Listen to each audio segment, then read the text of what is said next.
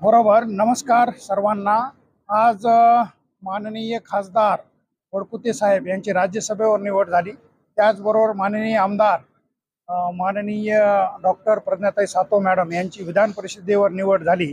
या निमित्त भाजपचे सर्व वसमतचे व विधानसभाचे कार्यकर्ते आणि पदाधिकारी आले होते आणि त्यांचा सत्कार आयोजित केला होता त्या निवडीबद्दल.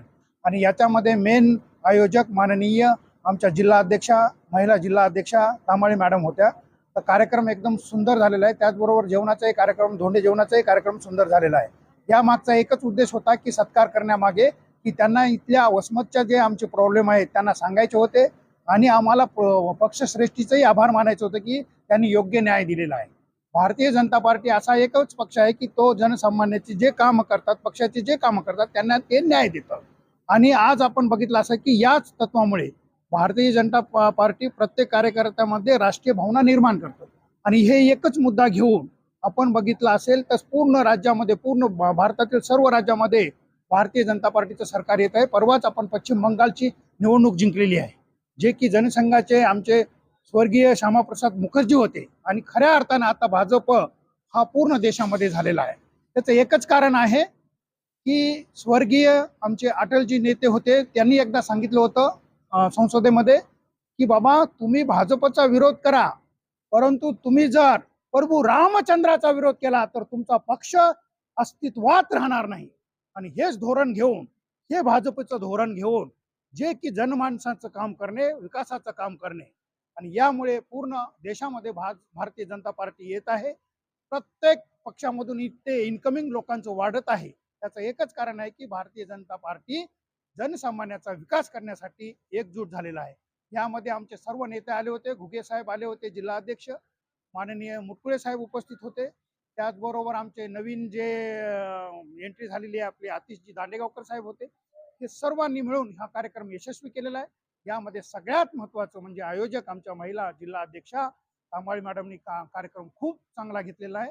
जेवण पण एकदम छान सगळ्यांनी केलेलं आहे. धोंडे जेवणानिमित्त सगळ्यांना परत एकदा मी हार्दिक शुभेच्छा देतो अधिक महिन्याच्या. आणि माननीय वडकुते साहेब आणि प्रज्ञाताई सातव मॅडम यांना हार्दिक शुभेच्छा देतो की त्यांचं कार्य पुढील कार्यासाठी मी त्यांना हार्दिक शुभेच्छा देतो आणि थांबतो.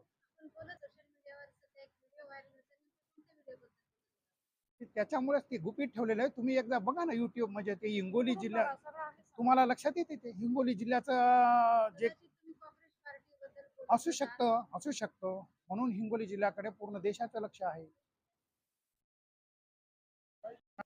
कार्यक्रम आपण आयोजन केला होता. अत्यंत उत्कृष्ट असा धोंडे जेवणाचा कार्यक्रम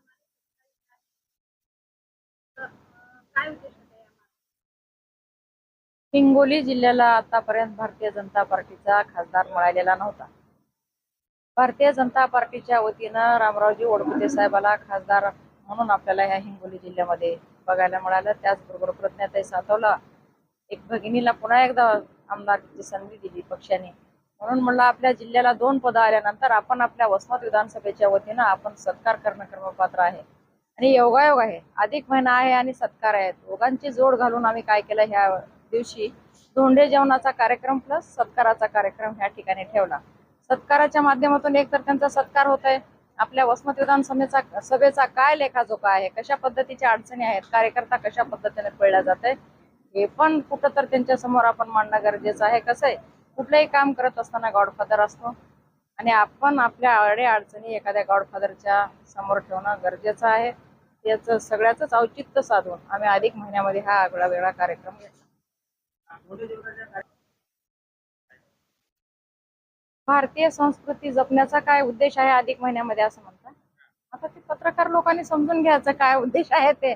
भारतीय संस्कृती अधिक महिन्यामध्ये कशा पद्धतीने जपल्या जाते, अधिक महिना आल्यानंतर पाहुणे रावण्याला कशा पद्धतीने बोलून धोंड्याचं निमंत्रण दिलं जातं, पाहुणे रावणे जावई मुली सगळ्या बोलून त्याचा आदर सत्कार केला जातो.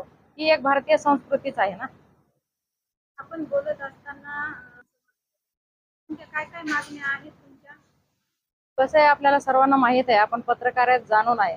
आपला जो तो नॅशनल हायवे आहे, नॅशनल हायवे ती चौफुली आहे कवठा रोड पाशी, कुरुंदा आणि कवठ्याची तिथली चौफुली. त्या चौफुलीवरती 8 दिवसाला एक ऍक्सिडेंट होतो आणि असा ऍक्सिडेंट होतो की त्या ठिकाणी डेथच होतो.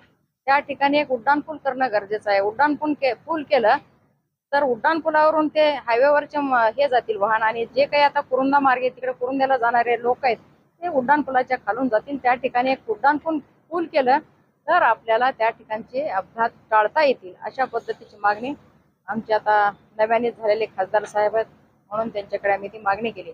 तशाच पद्धतीचं आपल्याला माहित आहे, वसमतमध्ये एंट्री करत असताना, परभणीकडून येत असताना तो आपला 61 नंबरचा जो रोड आहे, आज 2-4 वर्षापासून त्याचं काम रगडत पडलं आहे. तुम्ही तर दररोजच त्या रोडने येता.